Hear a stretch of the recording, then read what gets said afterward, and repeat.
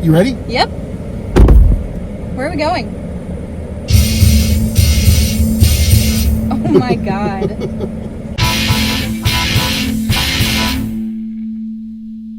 We live in Austin, Texas, and we're going to visit every office that Rooster Teeth called home. Now, I've done this several times on my own, but it is much more exciting to have you guys along for the ride. Still, I don't want to waste your time. So we're going straight to the offices in order, and we're going to go over some of the production that were produced at each location, and I'm going to throw in some fun clips to keep things entertaining. So the first office up should be Bernie's house in Buda, Texas. Now, obviously, we're not going to go to some random stranger's house, so we're going to keep driving to Buda, though, for office number 2, and I'll show you some footage from Rooster Teeth's documentary where Bernie and Matt went back to Bernie's home where they created Red vs. Blue for the first time. If you listen to the Good Morning Gustavo podcast, you'll hear plenty of stories about things that happened at that first house. Everyone worked at a tech support call center in Austin, and then they would all actually drive down to Bernie's house on Thursday night to make an episode of Red vs. Blue. They would record the audio, film the scenes, and edit everything together before work on Friday. Then they'd leave Bernie's house and go to their real job in Austin. They've all talked about how they were putting in so much work in those early years. This location was also featured on one of the Halo games bonus features, where the team at Bungie talked about Red vs. Blue and how much they enjoyed it.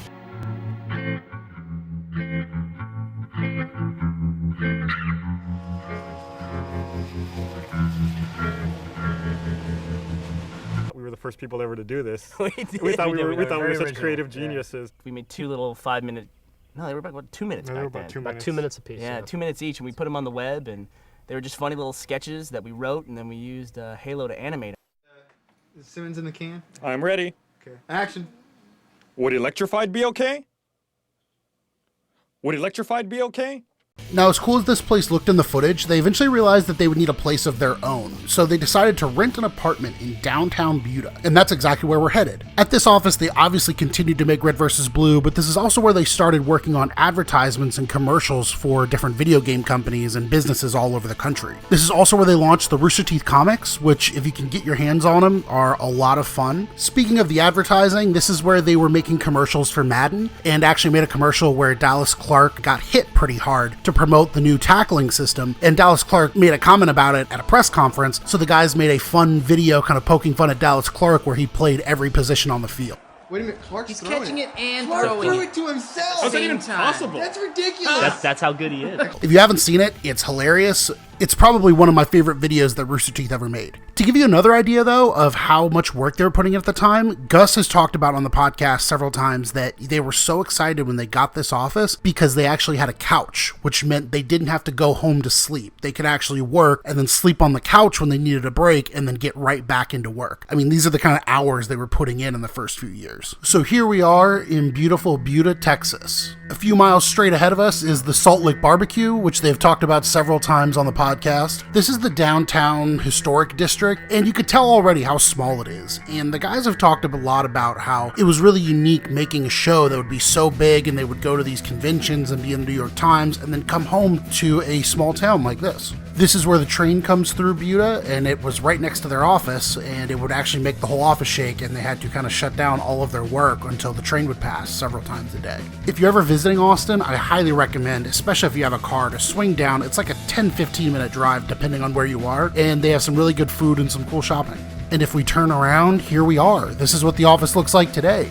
The apartment all the way on the left, apartment 3D. I'm keeping my distance as to give the person their privacy, but that's what it looked like back then. The units are really similar, and that led to a mistake that you may remember from the Rooster Teeth Animated Adventures. MTV News came to see how we shoot machinima. What was that guy's name? Sway. Our office in Buda was really just an apartment. Mm-hmm. And there were 3 other apartments there that looked just like ours.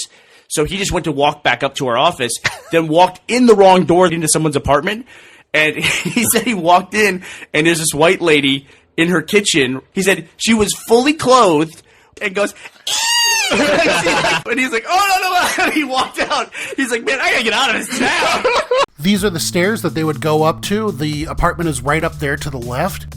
And this is actually one of the first times anyone ever saw the people at Rooster Teeth. They took a photo here and it was posted and it kind of made the rounds. Several of the guys have said these few years crammed in this little apartment was some of their favorite time at the company. But the group was growing and they really wanted to be back around Austin. So Jason Saldana, the voice of Tucker, actually found an office on Craigslist above a pita pit right on Congress in downtown Austin. So that's where we're headed next. New office. Dog, this is off the heezy for sheezy. How'd you find this? I found it on something new called Craigslist. Never heard of it. Oh, it's a great site if you're looking for a prostitute. Oh yeah, and some of those prostitutes aren't even named Craig. Yeah, but the good ones are. Oh yeah, well that's why they have the list. This is the office where they started doing live action shorts and where they would launch the Drunk Tank podcast. The bad news about this location was that it was actually bulldozed in order to put a hotel and a bar. Still, we can't see where it used to be. Here's a Google Street View image from 2009 when they were there.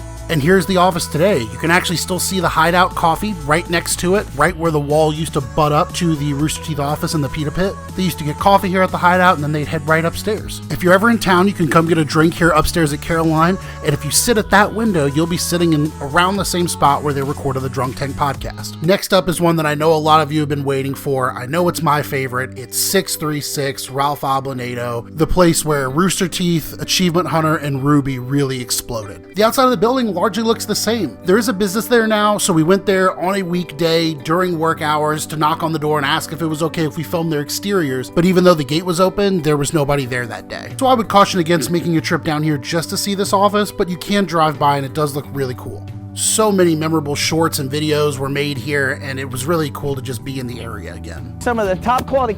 Fuck. Achievement Hunter was actually created at the Congress office, but it really got huge here with the Minecraft Let's Plays. Of course, Monty developed Ruby here. There's actually an apartment complex across the street where a lot of the employees lived and would actually just walk over to work. A show I don't see mentioned a lot is RT Life. And at the Ralph Ablanedo office, that's where we got a ton of personalities who were all given cameras and told to film things around the office in their daily life.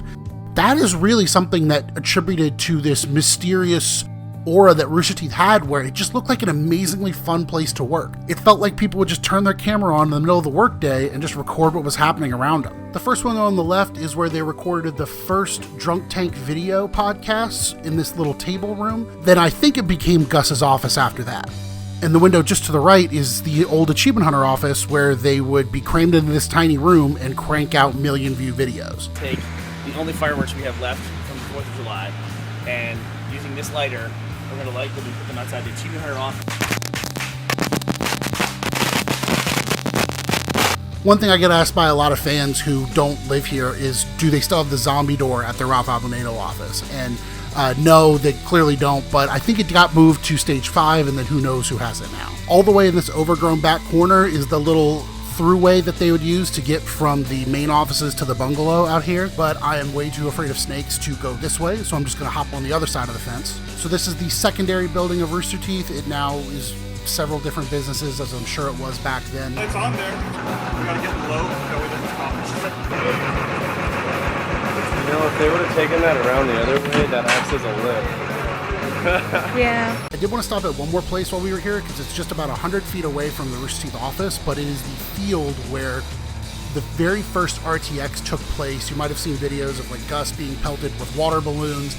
It was actually in this field that has been turned into a business park. It's nearly indistinguishable, but in the old footage you can see the building behind this building, and you can line it up and see that this is in fact the same spot.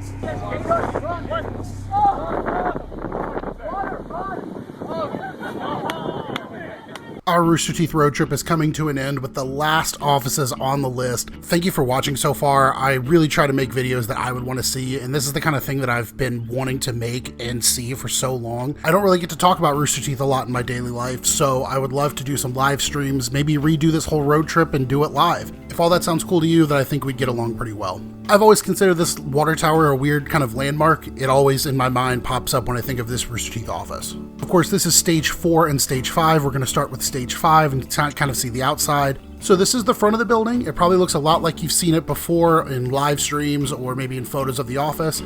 I actually get around to the back so you see stage 4 and the rest of the parking lot. You can actually see the building that Gavin got his shoe stuck on top of, and then Blaine and Bernie used their drone and grappling hook to get it down. Oh, he's got it. He's got it. Of course, whenever I see this parking lot, the first thing I always think of is Bernie's yellow Borderlands cel-shaded Tesla.